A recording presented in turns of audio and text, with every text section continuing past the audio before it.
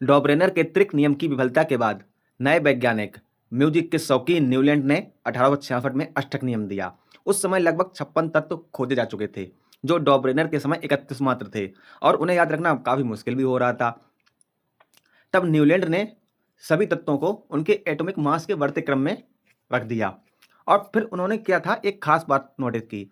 अगला बंदा म्यूजिक का बड़ा शौकीन था, तो म्यूजिक में जैसे सा रे गा मा पा धा नी सा 8 हैं, जो सबसे पहले सा आता है और लास्ट वाला भी सा आता है, यानी दोनों एक तार हैं, समानता है। तो उन्हें क्या लगा कि जो हर 8वां तत्व है, पहला तत्व के समान ही गुण हैं उसमें, और इसीलिए उन्होंने इस नियम को लॉ ऑफ ऑक्टेव्स यानी सप्तक नियम दिया।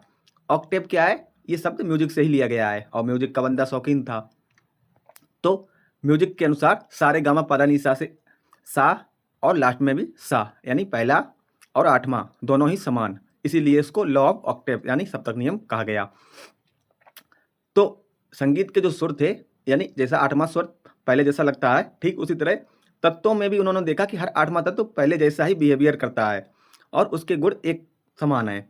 जैसे lithium, beryllium, boron, carbon, nitrogen, oxygen, fluorine, sodium, ये 8 हो गए। तो जो गुण हमारा लिथियम दिखाता था, वही सोडियम में भी दिखा, यानी 8वें में जो पहला हमारा लिथियम है, 8वां सोडियम है। तो जो गुण लिथियम में उनको दिखे, भाई सोडियम में भी दिखे।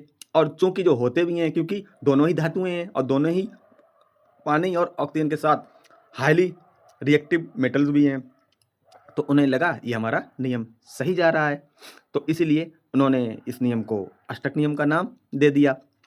अब इस नियम की कमियां क्या थीं? कमियां जानने से पहले एक बार हम इस फिगर पे जाते हैं। जैसे ये आप सारणी देख सकते हैं, सा रे गा मा पा धा नी और लास्ट में फिर सा। तो सबसे पहले मान लीजिए हाइड्रोजन है हमारा, सा पे हाइड्रोजन आता है। अब इसके बाद इसका 8वां जो होगा, 8वां क्या होगा? फ्लोरीन होगा। इसके और हाइड्रोजन के गुण समान होंगे, इसलिए उन्होंने एक पंक्ति में इसको रख दिया। अब जैसे अगला हमारा लिथियम है रे पे, अब इसका 8वां कौन सा आएगा? इसका 8वां आ जाएगा सोडियम। उसी तरीके से बेरिलियम है, इसका 8वां आ जाएगा मैग्नीशियम। उसके बाद बोरान है, इसका 8वां आ जाएगा एल्युमिनियम। अब उनको ये लगा कि हाइड्रोजन फ्लोरीन के गुण समान है, लिथियम सोडियम के समान है, बेरिलियम मैग्नीशियम के समान है, बोरान एल्युमिनियम के समान है, तो उन्होंने इनको एक एक रो में रख दिया। लेकिन फॉल्ट कहाँ पे आ गया? इन्होंने हाइड्रोजन फ्लोरीन को तो रख दिया और क्लोरीन को रख दिया, समझ में आता है, तीनों ही अधातुएं हैं। लेकिन इन्होंने कोबाल्ट और निकिल को भी इसी क्रम में रख दिया, जो कि धातुएं हैं। अब धातुएं और अधातुएं एक क्रम में तो रह ही नहीं सकती हैं, इसलिए ये नियम इनका विफल हो गया। अब इसमें क्या कमियां थीं वो हम आपके आगे बताते हैं।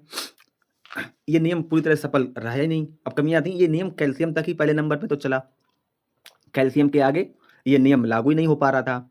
अब दूसरी बात, भारी तत्वों पर भी ये नियम लागू नहीं हुआ। तीसरी गलती इन्होंने क्या की न्यूलैंड ने, कि इन्होंने जो सारणी बनाई उसमें नए जो तत्व आने वाले तत्व थे उनके लिए कोई जगह ही नहीं छोड़ी जो नए तत्व रख सकते थे। अब चौथी गलती इन्होंने ये की कि अलग गुण वाले जो तत्व थे उन्होंने वो एक साथ रख दिए। जैसे इन्होंने कोबाल्ट निकिल को हाइड्रोजन फ्लोरीन और क्लोरीन वाले कॉलम में रख दिया,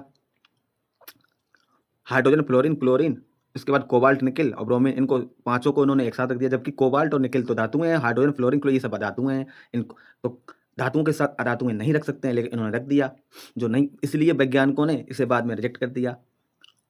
और इसके बाद जो नया नियम दिया, वो नई सारणी बनाई, वो आए मेंडलीफ ने, वो हम आप अगले वीडियो में पढ़ेंगे। तो तब तक के लिए जय हिंद।